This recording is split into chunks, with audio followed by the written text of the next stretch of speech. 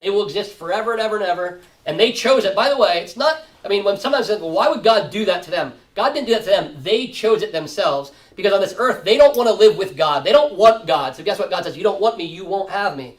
And in the end, that's what hell is. Separation from God.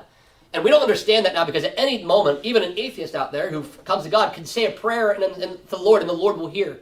In the end, the Lord will cut off the phone cord. He can't even hear you in hell. If you're in hell, and we'll talk more about that later, they're not annihilated. They live forever and ever, separated from humanity and God, most importantly God.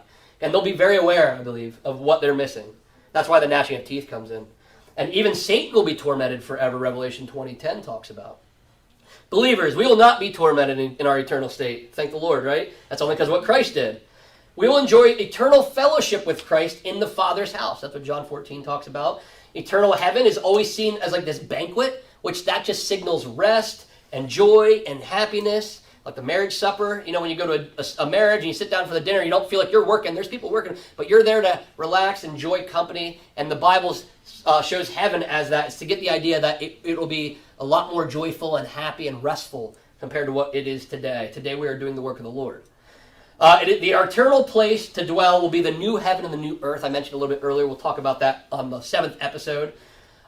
New Jerusalem will actually include angels, the church, Old Testament saints, and Jesus. So that's who will all live there. There will be angelic beings.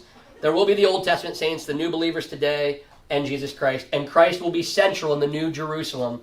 We will serve him and enjoy his fellowship for eternity. Revelation 22, verses 3 through 5 mentions that.